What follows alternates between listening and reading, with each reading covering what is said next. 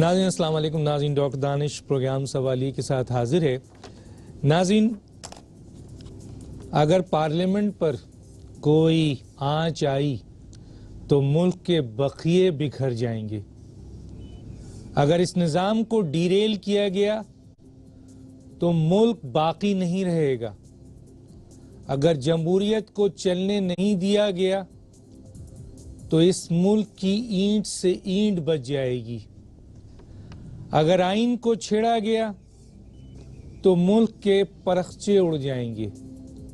ये मैं या मेरे मेहमान नहीं कह रहे ना, बल्कि ये पाकिस्तान के पार्लियामेंट के अंदर कल भी हम ये आवाज सुनते थे और आज भी इस पार्लियामेंट में हमारे अक्लमंद मुहिब वतन, जमहूरी सियासतदान और पार्लियामेंटेरियन पार्लियामेंट में धाड़ते रहे हैं। अब सवाल यह पैदा होता है कि इस किस्म की स्टेटमेंट क्या ये इस्लामी जमहूरियत पाकिस्तान जो कई कुर्बानियों से हासिल हुआ और आज दुनिया की 5वीं एटमी ताकत और इस्लामी पहली एटमी ताकत है, क्या ये वो रेत का एक टीला है कि उसे जिस वक्त चाहें जिस तरह चाहें बिखेर दें, तोड़ दें, परखचे उड़ा दें, दुनिया के नक्शे से गायब कर दें? ये कौन कह रहा है? ये इस मुल्क के अक्लमंद जमहूरी पार्लियामेंटेरियन आज भी पार्लियामेंट में ये आवाजें गूंजती हैं। हम इस पे बात करेंगे कि क्या वाकई पाकिस्तान इतना कमजोर है, और दूसरी तरफ हम बात करेंगे दूसरे इशू पे कि अमेरिका भी पाकिस्तान को धमकी देता है कि हम आपको पत्थरों के जमाने में भेज देंगे अगर आपने हमारी बात नहीं मानी। भारत कहता है कि अगर आपने हमारी नहीं बात मानी तो हम आपका वजूद ही खत्म कर देंगे। वही जबान जो पार्लियामेंटेरियन की है। और अब एक ऐसा मुल्क वो कह रहा है, यूएई, कि अगर आपने बात नहीं मानी तो पाकिस्तान को बहुत भारी कीमत अदा करनी पड़ेगी। वो भारी कीमत क्या है? और क्या पाकिस्तान एक किराए का गोरीला है या ये बख्शू है कि जिसको जब जरूरत होगी वो अपने इस्तेमाल के लिए इसको इस्तेमाल करेगा, अपने मकासद के लिए? इस पे हम बात करेंगे। हमारे साथ जो गेस्ट हैं, आइए उनका तारुफ कराते हैं। मेरे साथ हैं जनाब रऊफ क्लासरा साहब, एनालिस्ट कॉलमनिस्ट, आप इस्लामाबाद में हैं, आपका शुक्रिया। मेरे साथ दूसरे गेस्ट हैं जैद हामिद साहब, डिफेंस एनालिस्ट हैं, आपका शुक्रिया सर, आपने ज्वाइन किया। पहले हिस्से में आता हूं मैं जनाब रऊफ क्लासरा साहब की तरफ कि रऊफ क्लासरा साहब, आज भी पार्लियामेंट में हमारे पार्लियामेंटेरियन ने ये आवाज़ें और ये धाड़े हैं कि पाकिस्तान बिखर जाएगा, टूट जाएगा, ईंट से ईंट बच जाएगी, मुल्क के परखचे उड़ जाएंगे। आप क्या कहेंगे सर?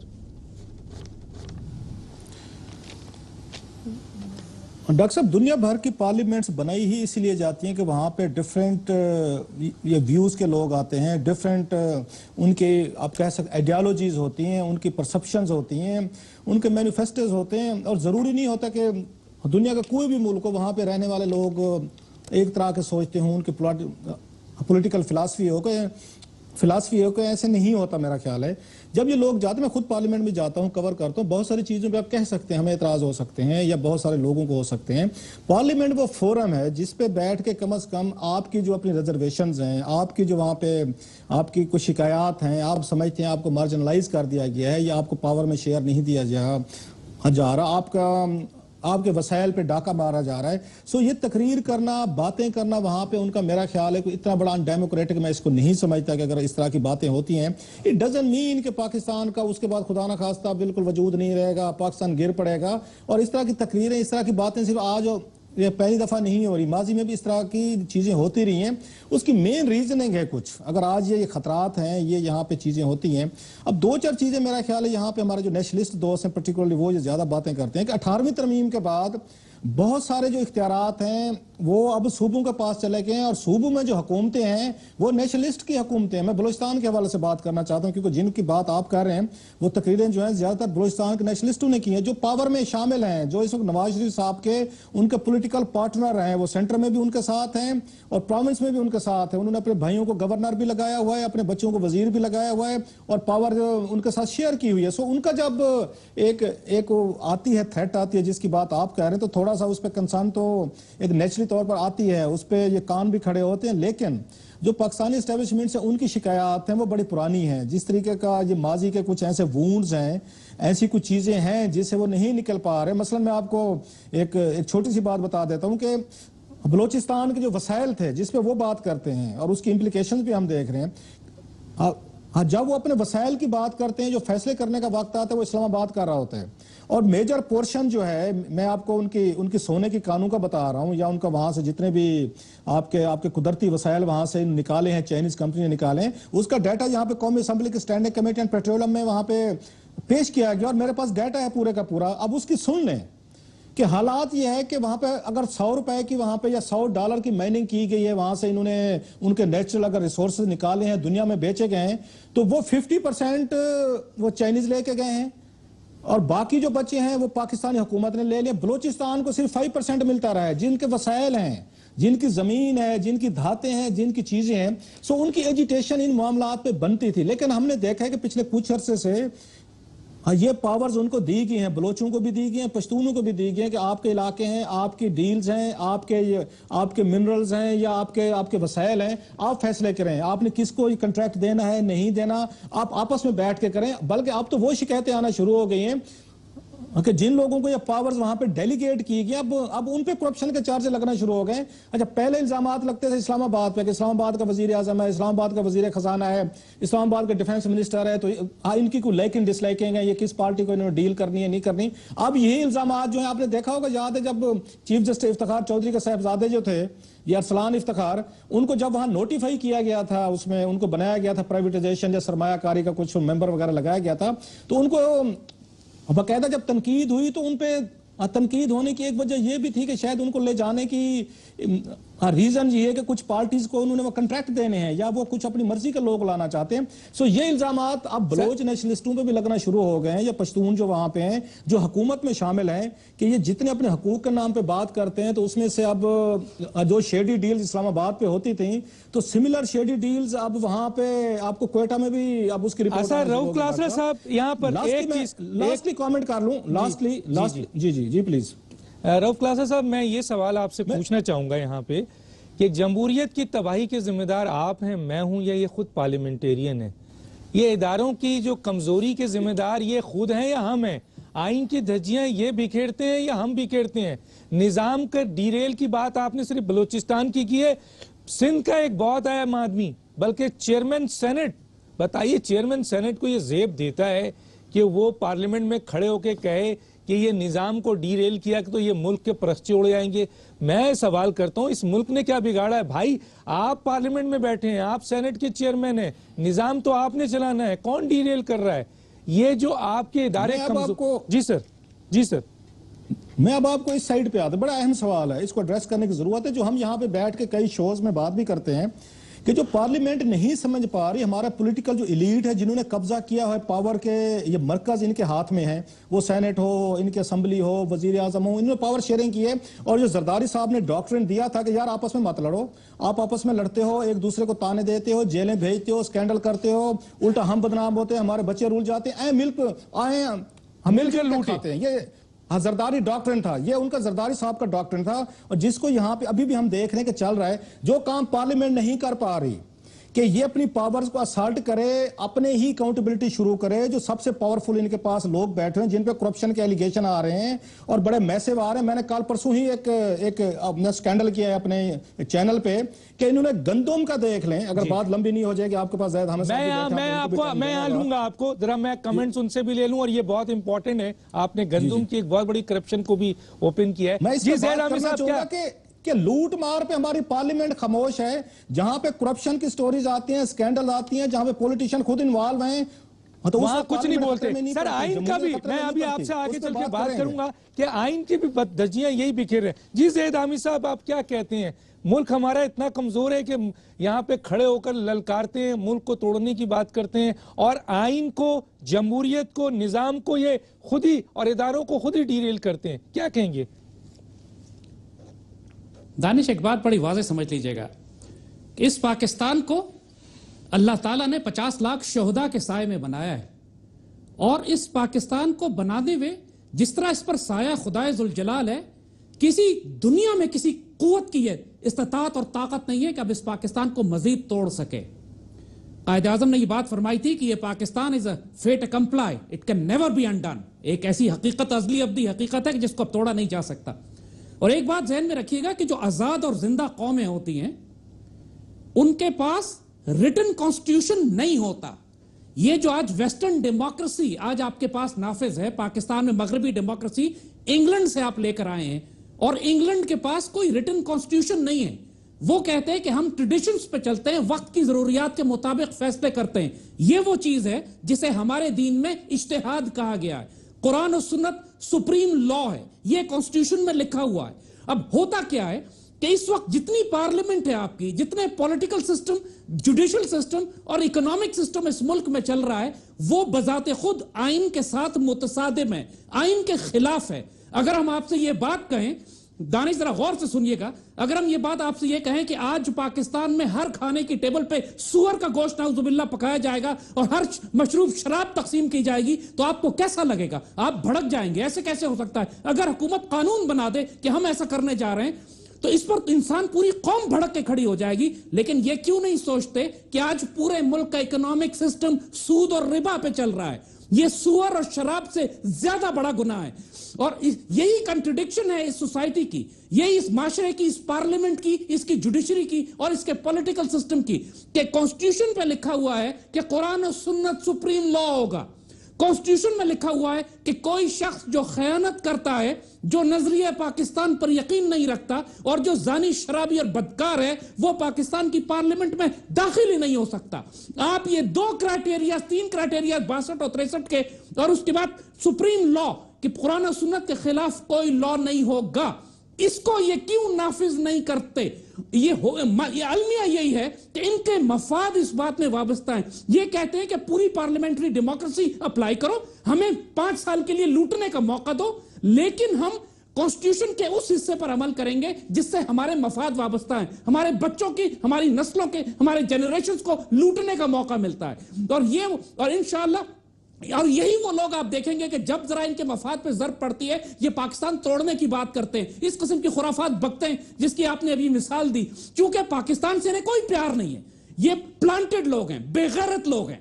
ये अवामी नेशनल पार्टी, हम बराह रास्त नाम लेंगे, सिंधी सब नेशनलिस्ट हो या बीएलए के सब नेशनलिस्ट हो, ये एमक्यूएम के लोग हो, ये सब के सब पाकिस्तान की पार्लियामेंट में बैठे हैं। और ये सब वो हैं जो 62 और 63 के मुताबिक जेलों में होने चाहिए थे, फांसियां लगनी चाहिए थी, जो आज ये पार्लियामेंट और सेनेट में बैठे हुए हैं। ये वो अलमिया और क्राइम। पाकिस्तान को कुछ नहीं होने वाला। बलूचिस्तान लिबरेशन आर्मी और टीटीपी से ज्यादा ये दहशतगर्द नहीं है, और अल्लाह के फजल से टीटीपी और बीएलए की गर्दन मार दी गई है, उनको दफन कर दिया गया है, और अब एमक्यूएम की और कराची में अर्बन दहशतगर्दी को भी दफन कर दिया जाएगा। तो ये बात इनकी कि हकूक नहीं मिले, कालाबाग डैम बना तो हम पाकिस्तान तोड़ देंगे, आइन को तब्दील हुआ, सिस्टम डिरेल हुआ, ये सारा system we have to realize कि गला सड़ा बोसीदा एक लाश है, इसके ऊपर पाकिस्तान 21वीं सदी में नहीं जा सकता। इस सिस्टम को डिरेल करना पड़ेगा, एक नया कॉन्स्टिट्यूशन लिखना पड़ेगा कि जो कुरान और सुन्नत की बुनियाद पर हो, एक इकोनॉमिक सिस्टम जो सूद और रिबा से हटकर कुरान और सुन्नत की बुनियाद पर इकोनॉमिक सिस्टम हो, एक जुडिशियल सिस्टम जो एंग्लो सैक्सन लॉ पे नहीं, कुरान और सुन्नत पे फैसले करे। मैं यहाँ रोकूंगा और रोकते हुए ब्रेक में जाऊंगा, और एक बात कहता हुआ जाऊंगा कि पीटीआई के वो अरकान जो कि जिन्होंने इस्तीफा दे दिया या जो तकरीबन 40 दिन के बजाय 8 महीने के बाद पार्लियामेंट में गए हैं, यकीनन कॉन्स्टिट्यूशन और आइन के मुताबिक वो पार्लियामेंट का हिस्सा नहीं बनते हैं, जो बहुत बड़े लॉयर और बहुत एक्सपर्ट लोग कहते हैं। लेकिन सवाल ये पैदा होता है कि हम लानत मलानत तो कर रहे हैं पीटीआई को, लेकिन हम उस शख्स को जो पार्लियामेंट का कस्टोडियन है, जो पार्लियामेंट जो कि आइन की कस्टोडियन है और पार्लियामेंट का जो स्पीकर है, हम उन मोहतरम स्पीकर साहब को, कोई भी पार्लियामेंट में खड़े हुए किसी भी पार्टी का अहम बड़े बड़े लॉयर थे, वहां खड़े होकर ये नहीं कहा कि स्पीकर साहब अब आप इस ओहदे के अहल नहीं हैं। क्यों आप इस ओहदे के अहल नहीं हैं? क्योंकि आपने कॉन्स्टिट्यूशन के आर्टिकल 64A 64B की वायलेशन की है, आपने बिजनेस रूल ऑफ बिजनेस की वायलेशन की है, क्योंकि आपने पीटीआई को यहां जो है वो उनके इस्तीफा कबूल नहीं किया। अब सवाल ये पैदा होता है कि कॉन्स्टिट्यूशन कौन तोड़ रहा है? वायलेशन कौन कर रहा है, और अगर स्पीकर वायलेशन कर रहा है तो किसी पार्लियामेंटेरियन में, जैसे बहुत अच्छी बात की थी जनाब रऊफ कासला साहब ने, कि पार्लियामेंट में मौजूद खुद लोग जो हैं वो करप्शन में इन्वॉल्व हैं, क्योंकि एक कैटेगरी जो है खुद पार्लियामेंट अपनी हिफाजत नहीं कर पा रही है। अगर आज पार्लियामेंट में खड़े होकर लोग इस स्पीकर को कहें कि तुमने वायलेशन की है आइन की, तुमने आइन को तोड़ा है, तुमने आइन को जो है वो नुकसान पहुंचाया है अपने नजरिए जरूरत की बुनियाद पर, तो तुम इस सीट के अहल नहीं हो, तो यकीनन फिर पार्लियामेंट की दर्जात बढ़ेंगे, पार्लियामेंट ऊपर जाएगी और पार्लियामेंट मजबूत होगी। छोटा सा ब्रेक, फिर वापस आते हैं।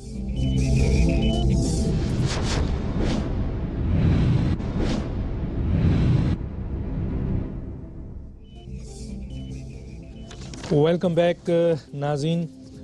मैं आता हूँ रऊफ कासला साहब के पास। रऊफ कासला साहब, इस प्रोग्राम के दूसरे हिस्से में जो एक अहम डेवलपमेंट हुई है और उसमें पार्लियामेंट ने एक बड़ा फैसला किया, और पार्लियामेंट की ये आवाज़ जो है वो आवाम की आवाज़ है, उसकी नुमाइंदगी कर रही है। लेकिन इसके ऊपर यूएई जैसे मुल्क जो है वो अगर पाकिस्तान को ये धमकी दे कि आप हमारे मफादात का ख्याल नहीं रखेंगे और अपने मफादात का ख्याल रखेंगे, तो बड़े भारी नताइज आपको भुगतने पड़ेंगे। क्या कहेंगे इसके ऊपर आप?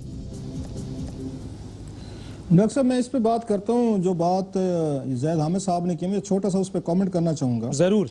वो इस्लाम की बात कर रहे हैं कि पार्लियामेंट में या दूसरे हम उसमें इस्लाम को नहीं देख पा रहे। एक तो ये मेरा ख्याल 73 के आइन में बाकायदा लिखा हुआ है कि कोई भी पाकिस्तान का जो लॉ बनेगा वो इस्लाम, कुरान पाक या इसके खिलाफ नहीं बन सकता। और मेरा ख्याल अब तक कोई, जहाँ तक मेरी इन्फॉर्मेशन है, में भी रंग कोई ऐसा कानून बना भी नहीं हो जो इस्लाम या उसके खिलाफ हो, कुरान पाक की उनके तलीमात के खिलाफ हो। और दूसरी बात यह है कि पाकिस्तान को कितना इस्लाम चाहिए। अल्हम्दुलिल्लाह यहाँ मेजॉरिटी मुसलमानों की है। ये वह दुनिया का मेरा ख्याल है मुल्क है जहाँ मेजॉरिटी जो है वो हर वक्त इस खौफ में रहती है कि हमारे मजहब को कुछ हो ना जाए, जो मेजॉरिटी है। अब दूसरी अगर माइनॉरिटीज देखें तो बड़ी इंतहाई कम तादाद में है। तो मुझे नहीं समझ आती कि इस्लाम को थ्रेट जो है यहाँ पाकिस्तान को किससे है। हाँ, मुसलमानों से खुद से जरूर है, हमारी इंटरनल स्ट्राइफ है, शिया सुन्नी लड़ाई है, और 60,000 बंदा मारा गया सर यहाँ पे इस्लाम के नाम पे, 60,000। और किसी को तरस नहीं आया इस मुल्क पे, इस मुल्क के शहरियों पे जो बेगुनाह मारे गए हैं, औरतें बच्चे, बम्बिंग हुई है। और बड़े बड़े लोगों ने बैठ के, जो मौलाना थे जहाँ पे, बड़े जहाँ पे काजी थे, पता नहीं क्या कुछ थे, उन्होंने बैठ के तालिबान का साथ दिया, उन्हीं के साथ खड़े रहे, उन्हीं को जस्टिफाई करते रहे। पूरी की पूरी कौम यहाँ ब्लीड होती रही है अभी भी। और उसके बाद भी हम कहते हैं कि इस्लाम की मजीद जरूरत है। यहाँ पे जिसने मसलन मैंने नमाज पढ़ने मुझे किसने रोका है, मैंने कुछ और को नेक काम करने मुझे किसने रोका है। ये वहद मुल्क है जहां पे पहले कहा जाता है कि डंडा लेके आए और डंडे के जरिए हमें मस्जिद में लेके जाएं। जैसे हमने जनरल जिया साहब के दौर में देखा, उन्होंने डंडा रख दिया कि जो नमाज नहीं पढ़ेगा उसकी फेंटी लगाई जाएगी। हाँ, जिसका ड्रेस पर्टिकुलर नहीं होगा। नहीं, अभी उन्हें बोलने दीजिए, आप बाद में जरूर जवाब दीजिएगा सर, जरूर दीजिएगा। मेरा सिंपल ये है कि इस मुल्क को कितना इस्लाम आपने देना है। नंबर 1, 60,000 बंदे मर रहे हैं, अभी तक हमारा दिल नहीं भरा, हमारे दिलों में अभी कोई रहम नहीं पड़ा। यहाँ पे आप इस्लाम को हर वक्त खतरे में ना डाला करें। ये एक यूनिवर्सल मजहब है, ये खुदा का दिया हुआ है, और खुदा ने खुद कसम उठाई हुई है कि मैं अपने मजहब की और अपना जो मेरी होली बुक है मैं खुद उसकी हिफाजत करूंगा। सो यहाँ ने एक बैठ के self assume guardian of Islam बन गए हैं, अपनी अपनी डेफिनेशन, अपनी अपनी इंटरप्रिटेशन, अपना अपना हमने डंडा उठा लिया है, अपना अपना हमने यहाँ पे एक अलहदा अपनी दुकान बना ली है, 1.5 इंच की मस्जिद बना ली है। अपने आप को हमने पेश करना शुरू कर देगा शायद मैं इस्लाम का सबसे बड़ा डिफेंडर हूँ। बाकी जो 98% है ये जो है ना, ये खुदा ने खास अच्छे मुसलमान नहीं है। लिहाजा आप जरा मेहरबानी फरमाएं, इस्लाम है, मुसलमान है, वो सारे बड़े अच्छे लोग भी हैं यहाँ पे। और जितनी यहाँ पे दहशतगर्दी हुई है, please give us a break. और कोई यहाँ पे कोई ऐसा कोई बड़े मेरा ख्याल जुर्म नहीं हुए। अब लोगों को थोड़ा सा उनको ब्रेक की, ब्रीदिंग स्पेस की जरूरत है। मैं थोड़ी यूएई पे बात करना चाहूंगा, उसको एक बात जरूर ज़ैद हामिद साहब अगर बात का जवाब देना चाहें जरूर दें। मेरा ये ख्याल है ये बड़ा मुश्किल फैसला था, बल्कि अभी थोड़ी देर पहले मरशद शरीफ के शो में मैं, काशिफ अब्बासी और दूसरे दोस्त फवाद भी बात कर रहे थे। ये मुश्किल फैसला था हुकूमत पाकिस्तान के लिए। मुझे ये लगता है जब ईरानियन यहाँ पे आए हैं या वजीर आए हैं, फॉरेन मिनिस्टर, GHQ भी उनकी मुलाकात हुई है और पाकिस्तान की हुकूमत के लोगों से भी हुई है, उसके बाद पार्लियामेंट का ये फैसला आना, तो ये शायद सऊदीज के लिए या गल्फ की जो 7 रियासतें हैं उनके लिए एक अनएक्सपेक्टेड था। वो ये समझे हैं और वो तवक्को कर रहे थे कि शायद पाकिस्तान जो है ये उल्टा ईरान पे अपना दबाव इस्तेमाल करेगा या हाँ, ईरान पे क्लाउड इस्तेमाल करेगा कि आप जो यमन में मसाइल है उनसे दूर रहें, या पूरे मिडल ईस्ट में ये समझा जा रहा है कि शायद ईरानियन हुकूमत जो है, हाँ, उसका इन्फ्लुएंस वहां पे मिडल ईस्ट में बढ़ रहा है। और 7 ममालिक हैं जीसीसी जिनको कहते हैं, वो ये समझते हैं कि शायद जितनी भी वहां पे ये शोरिश है ये शायद हाँ ईरान की वजह से हो रही है। सो ये उनमें शायद परसेप्शन गई है, गलत गई है, सही गई, दैट्स अनदर स्टोरी। उनको ये गया है कि शायद पाकिस्तान ने एक तरह का न्यूट्रल रहने का फैसला करके, या पार्लियामेंट का फैसला अभी तक हुकूमत का नहीं है, शायद उन्होंने ईरान को सपोर्ट करने की कोशिश की है। अदरवाइज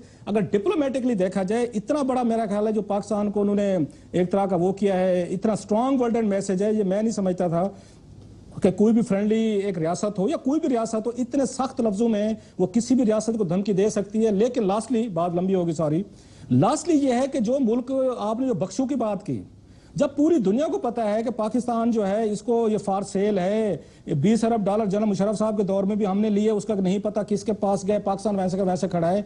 लास्ट ईयर हमने $1.5 अरब सऊदी से लिया था।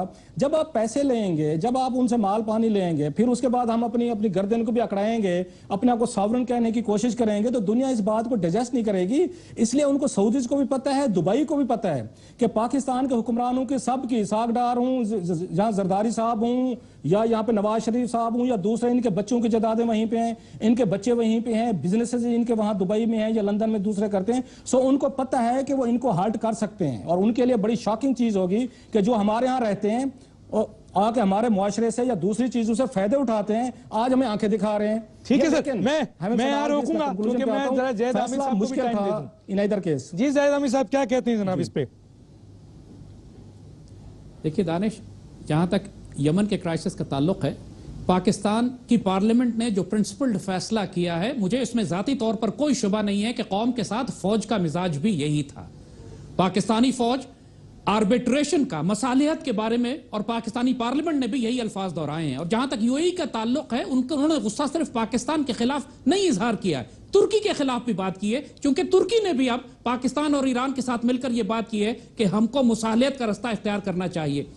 एक बात ध्यान में रखिएगा कि मुझे जाती तौर पर कोई शुबा नहीं है कि ये यूएई से ये बयान दिलवाया गया है। यूएई में खुद इतनी जुर्रत नहीं है कि ये पाकिस्तान को थ्रेट कर सके। ये क्या थ्रेट करेंगे हमें? छोटे से ये कल मछलियां पकड़ते थे ये खलीज बंगाल, खलीज अरब के अंदर, आज हमको आंखें दिखा रहे हैं इस हवाले से कि पाकिस्तान को बड़ी भारी कीमत देनी पड़ेगी। ये क्या कीमत हमें देनी पड़ेगी? कीमत देनी पड़ेगी अगर तो जरदारी को, इसहाक डार को और नवाज शरीफ को देनी चाहिए पहले, क्योंकि अगर यूएई सीरियस है तो सबसे पहले इन 3 अफराद के एसेट्स को, जो कम से कम $30 अरब बनते हैं, जो यूएई और सऊदी अरब में रखे हुए हैं, उनको जब्त करे ना। लेकिन इन अरबों को भी मालूम है ये बात कि अगर जेन्युइन थ्रेट कोई सही मानों में कोई खतरा गल्फ को या सऊदी अरेबिया को होता है तो सिवाय पाकिस्तान के कोई उनको बचाने नहीं आएगा। लिहाजा मुझे जाती तौर पर तो यूएई के इस थ्रेट को मैं इग्नोर करता हूं। मेरे नजदीक कोई हैसियत ही नहीं है इसकी, क्योंकि ज्यादा से ज्यादा ये गुस्सा दिखाने के लिए हमारे 1000-2000 मजदूरों को बाहर निकाल देंगे, लेकिन इनको भी मालूम है कि पाकिस्तान ही वो वाहिद मुसलमान मुल्क है जो इनका दिफा कर सकता है। इन्होंने भी बयान दिया है यूएई वालों ने कि हमको एक अरब फोर्स बनानी चाहिए जो अरबों का दिफा करे। तो अरबों का तो मुल्कों का बेड़ा गर्क हो चुका है। इराक में क्यों नहीं बनाई फोर्स इन्होंने? शाम में क्यों नहीं बनाई? लिबिया में क्यों नहीं बनाई? यमन के बारे में अभी अरब फोर्स की बात कर रहे हैं। इसराइल के खिलाफ फलस्तीन के मामले में अरब फोर्स क्यों नहीं बनाई? इसलिए नहीं बनाई कि इनमें दम ही नहीं है, ये बिल्कुल फारिग हो चुके हैं। और लिहाजा इनको भी अच्छी तरह मालूम है कि मरे जा रहे हैं पाकिस्तान के सामने। किसी सूरत में ये पाकिस्तान से टक्कर नहीं ले सकते किसी भी हवाले से। इस बात को छोड़ दें कि हमारे चंद लाख मजदूर वहां काम करते हैं, लेकिन असल प्रॉपर्टी और एसेट्स तो नवाज शरीफ, जरदारी और इसहाक डार के। लिहाजा इस बात में मुझे परेशानी कतन कोई नहीं है कि पाकिस्तान ने जो प्रिंसिपल पोजीशन ली है ये उम्मत के मफाद में। ना हम ईरानी कैंप में गए, ना हम तुर्की कैंप में गए और ना हम सऊदी कैंप में गए, हम उम्मत के कैंप में गए। हमने वो स्टैंड लिया है जो पूरी उम्मत मुस्लिमा के मफाद में। हमें क्या जरूरत पड़ी है कि हम यमन के अंदर जाकर एक खाना जंगी में शामिल हो जाए, फिर हम साथ साथ अफगानिस्तान में और शाम में और इराक में भी फौजें दाखिल कर देते हैं। लिबिया में भी यही क्राइसिस हो रहा है। बात यह है कि पहले इन अरबों को अकल सिखाने की जरूरत है कि एक अमन मुआहिदा करो यमन के अंदर।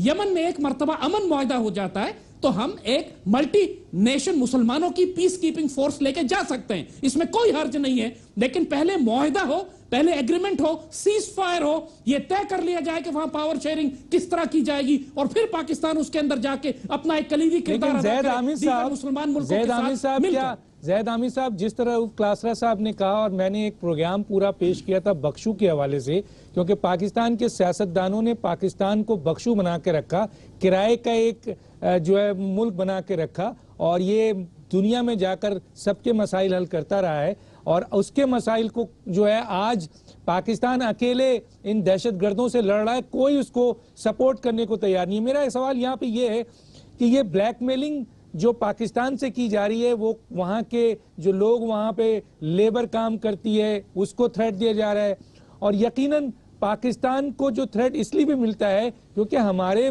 जो हुकूमत ने IMF से और दूसरी जगहों से जो ये कशकोल खोला है, तो ये उसी की तो सजा है हमें। तो आप नहीं समझते कि ये अगर पाकिस्तान ने ये जो फैसला किया है कि हम बख्शू नहीं बनेंगे, हम अब किसी भी पराये जंग में हाथ नहीं डालेंगे, क्या हुक्मरान, पार्लियामेंट तो साथ है, अवाम तो साथ है, फौज तो साथ है, क्या हुक्मरान यहाँ पर, जबकि उनके भी एसेट्स बहुत बड़े बड़े भारी सऊदी अरब में और UAE में है, जैसे आपने भी कहा, रऊफ क्लासरा ने कहा, क्या ये चेंज नहीं कर सकते हैं ऊपर तले फैसला?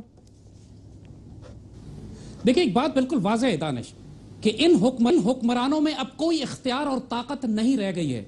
और जैसे मैंने बात कही कि मुझे जाती तौर पर कोई शुबा नहीं है कि इन्होंने खुद ये बयान दिलवाया होगा प्रेशर डालने के लिए, क्योंकि और ये बात कही है इन्होंने जाके कि जी हम तो करना चाहते हैं, हम तो फौजें भेजना चाहते हैं, ये पाकिस्तानी फौज है जो हम पर दबाव डाल रही है कि फौज नहीं जाएगी वहां पर। जिस तरह वो आपका एक पार्लियामेंटेरियन थे जिन्होंने साइन किया मिलिट्री कोर्ट्स के ऊपर फौजी अदालतों पे, फिर धाड़े मार मार के रोते रहे कि जी हमने मजबूर किया गया था, हमने साइन कर दिया। इन सारों का यही हाल है।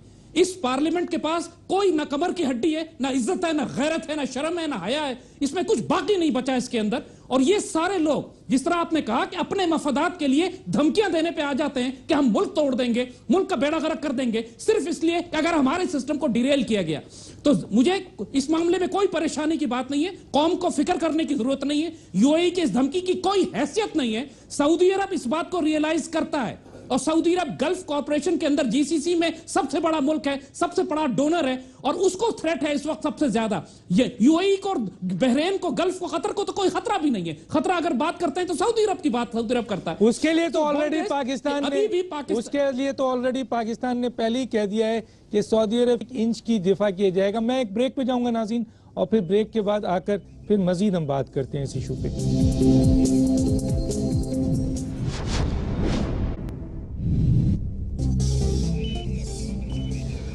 वेलकम बैक नाज़रीन।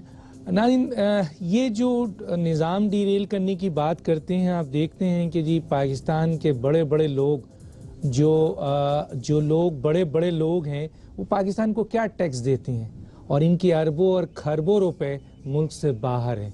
तो सिस्टम को, कानून को, आइन को डीरेल ये करते हैं या हम करते हैं? एक चीज़ और रऊफ क्लासरा साहब और ज़ैद हामिद साहब, मैं एक बहुत अहम बात, क्योंकि मेरे पास बहुत अहम इंफॉर्मेशन है, मैं इस पे आपसे बहुत अहम सवाल करना चाहूँगा, और आप दोनों की जो जवाब है वो बहुत अहम होगा और पूरी दुनिया सुन रही है।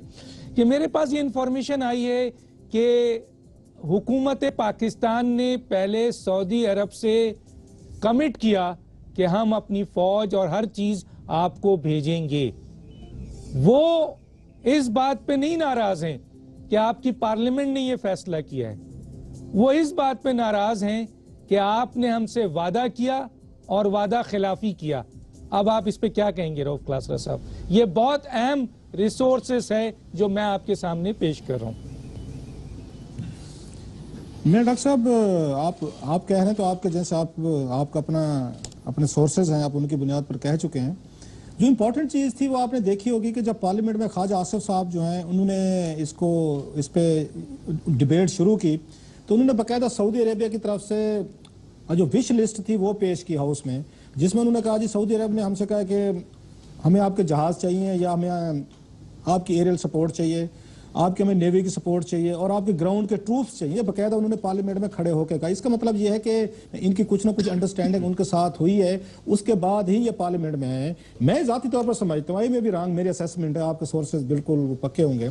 इतना बड़ा ब्लंडर नवाज शरीफ साहब मार नहीं सकते कि अगर वो सऊदीज के साथ कमिट करके आ रहे हैं कि हम आपको ट्रूप्स देंगे, हम आपको ये एरियल सपोर्ट देंगे, दूसरे देंगे, और वो पार्लियामेंट में जाके वहां से कोई और चीज अप्रूव कर ले। कम से कम मेरे जहन में ये थोड़ी सी बात कहीं फिट होने वाली नहीं है कि नवाज शरीफ साहब जितने छोटे मोटे अगर वो इस तरह करते, यू टर्न लेते हैं, अगर इस तरह पॉलिटिकली तौर पर वो लोगों के साथ वादे करके मुकर जाते हैं, आवाम से वादे करते नहीं पूरे कर सकते, दैट्स अ डिफरेंट स्टोरी। जब आप सऊदी आप हुक्मरानों के साथ डील कर रहे हो, बादशाह सलामत के साथ कर रहे हो, जहां पे आपने 5-6 साल वहां गुजारे भी हुए, वहीं पे रहे हुए हूँ, उनके जाती आप एहसानात हूँ, और फिर भी कोई नहीं पता कल को आपको दोबारा सऊदी अरेबिया जाना पड़े, जरूरत पड़ जाए। मियाँ साहब इतना बड़ा रिस्क नहीं लेंगे कि वो सऊदी अरेबिया से कुछ और आके वहां वादा करके आए और पाकिस्तान वापस आए, आते मुकर जाएं। हाँ, ये मुमकिन हो सकता है। फिर अगर वो मुकरे हैं या उन्होंने बैकआउट किया है, तो फिर मेरा ख्याल है इसमें हमारी एस्टेब्लिशमेंट का हाथ हो सकता है, हमारी जो मिलिट्री एस्टेब्लिशमेंट है, तो यकीनन उनका इनपुट होगा, क्योंकि ये बात माननी पड़ेगी कि ये फैसला था, अच्छा था या बुरा था, इसमें पाकिस्तानी फौज से बकायदा मशवरे के बाद ये यस सर, मैं यहाँ पर और भी बताता चलूं, नवाज शरीफ साहब की रिस्पांसिबिलिटी जो है, आपको एक जुमला रिस्पांसिबिलिटी शेयर करनी पड़ेगी जीएचक्यू को और प्राइम मिनिस्टर हाउस को। जी, ये कोट करते हुए चलूं कि इन्होंने ये फैसला जो वहां पर हामी भरी, मेरे पास है कि उन्होंने वहां पर जाके हामी भरी, लेकिन उन्होंने पाकिस्तान की फौज से मशवरा नहीं किया था। यकीनन जब वो यहाँ वापस आए हैं, उन्होंने पाकिस्तान की फौज से मशवरा किया, और फिर उसके बाद सऊदी और यूएई और गल्फ के अहम ममालिक इस बात पर नाराज हैं कि मियाँ नवाज शरीफ साहब, हुकूमत पाकिस्तान ने हमसे वादा किया और मुकर गए। मैं आऊंगा जनाब जैद आमिर साहब, आप इसको कैसे देखते हैं? देखिए दानिश, ये जो यमन में जो कुछ जंग हो रही है, जैसे हमने बात पहले भी कही है कि ये इराक और शाम की जंगों से मुख्तलिफ नहीं है। पूरी मुसलमान दुनिया के बकिए उधेड़े जा रहे हैं, मुसलमान दुनिया को पत्थर के दौर में धकेला जा रहा है, और पूरी मुसलमान दुनिया में पाकिस्तान आर्मी वो वाहिद आर्मी है, पाकिस्तान वो वाहिद मुल्क है कि जहां पर हमने इस डिप्लॉयड 4th और 5th जनरेशन वॉर में मुल्क को समेटा है, बचाया है। बाकी तमाम मुल्क तो बिखर के रह गए। और इस वक्त पाकिस्तान आर्मी जब 1.5 लाख फौज अफगानिस्तान पर है, इंडिया इस वक्त अरबों डॉलर खर्च कर रहा है, जंगी जुनून उसके ऊपर एक नाफिज हुआ, मुसल्लत हुआ है। मोदी को आप क्यों इग्नोर करते हैं? पाकिस्तान की पूरी पार्लियामेंट्री डिबेट में, मीडिया में मोदी का जिक्र नहीं हो रहा कि किस तरह जंगी जुनून के साथ ये हथियार खरीद रहा है, पाकिस्तान की सरहदों पर जमा कर रहा है। उस सूरत हाल में पाकिस्तान आर्मी से यह कहना कि हम एक यमन की जंग में दाखिल हो जाएं, एक सिवाय हिमाकत और जहालत के कुछ नहीं हो सकता। मेरा सवाल, हमेशा कहा गया मेरा सवाल जो है वो ये है कि मेरे पास एक अहम रिसोर्सेज से ये खबर आई है कि सऊदी और यूएई इसलिए नाराज हैं कि हुकूमत पाकिस्तान ने वादा किया और वादा खिलाफी कर रहे हैं। क्या कहेंगे इस पे?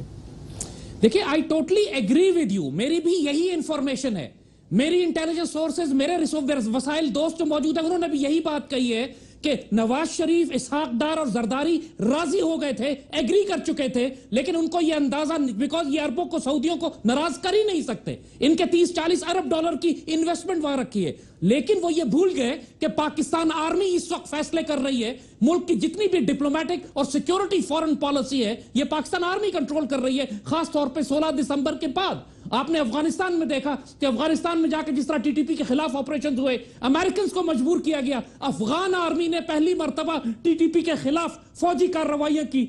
जनरल राहिल यूके गए, अमेरिका गए, जनरल रिजवान चाइना से लेकर पूरे खित्ते तक दौरे कर चुके। ये सारी सिक्योरिटी डिप्लोमेसी इस वक्त पाकिस्तान आर्मी चला रही है, और हुकूमत इस वक्त सिर्फ रबर स्टैंप है। लिहाजा नवाज शरीफ की अपनी हिमाकत होगी है कि अगर ये आर्मी से पूछे बगैर कमिट करके आते हैं, और अब भुगतेंगे, अब इसकी जिम्मेदारी और कफारा ये खुद अदा करेंगे। ठीक है, रऊफ लासर साहब, आखिरी रऊफ लासर साहब, वो जो एक करप्शन केस था उस पर कुछ कमेंट्स करना चाह रहे थे आप, जो आपने बहुत अहम। अच्छा हुआ, आपकी बड़ी मेहरबानी, आपने याद दिला दिया पार्लियामेंट के हवाले से। मैं 2 चीजें बताता हूं कि आबदा हुसैन की किताब है जिसमें उन्होंने इंकशाफ किया है कि 3 अरब रुपए का वहां पे F-16 तैयारे जब खरीदे थे पाकिस्तान ने 88 में, उसमें कमीशन खाया गया। इस पे हमने शो किए, बात भी हुई, कॉलम भी लिखे। तो मजाल है पार्लियामेंट की डिफेंस की कमेटी ने जुर्रत की हो कि आबदा हुसैन बीबी को बुलाया जाए, उस पर कोई पूछा जाए, कोई GHQ को बुलाएं, कोई एम्बेसडर को बुलाएं जो उस दौर के लोग थे, डील कर रहे थे कि जरा आप हमें आके बताएं हमारे F-16 में दिफाई मुआवजे में आपने कमीशन कैसे खाया। आबदा हुसैन कोई आपको आम उस पर्सन नहीं है, बकायदा एविडेंस के साथ बात की है। उनकी जो बुक है पावर फेलियर, उसमें भी खामोश रही है पार्लियामेंट, उस वक्त भी खतरे में नहीं पड़ी, उस वक्त भी कोई बम नहीं गिरा, तोप नहीं गिरी। दूसरा जो बड़ा स्कैंडल आया डॉक्टर साहब, and it's a huge scam, जो उस पर हमने ये ब्रेक किया था मैंने अपने उस पर चैनल 92 पे, उसमें यह है कि पाकिस्तान के पास इस वक्त 12 लाख टन गंदम अपने स्टॉक में मौजूद पड़ी हुई अभी भी पंजाब और सिंध में। और इन्होंने क्या काम किया है कि जीरो ड्यूटी पे इन्होंने प्राइवेट सेक्टर और फ्लोर मिल्स को इन्होंने अलाउ किया है, इसहाक डार साहब एंड कंपनी ने, कि आप जीरो ड्यूटी पे आप रूस और यूक्रेन से आप गंदम मंगवाएं 7 लाख टन। जरा तसव्वुर करें मुल्क कैसे चल रहा है, नई फसल आपके सर पे आ गई है, आपके 12 लाख आपके टन घर में पड़ा हुआ है, 7 लाख टन आपने मजीद मंगवा लिए वहां रशिया और यूक्रेन से। उस पर चीफ मिनिस्टर कैम अली शाह वजीर आला सिंध ने लेटर लिखा है जिसकी कॉपी है मेरे पास। उन्होंने कहा जनाब ये जो प्राइवेट सेक्टर ने मंगवाई है गंदम, ये घटिया गंदम है, नाकिस है, उसको आटा बना के पाकिस्तानी कौम को खिलाया जा रहा है। ये मैं नहीं कह रहा।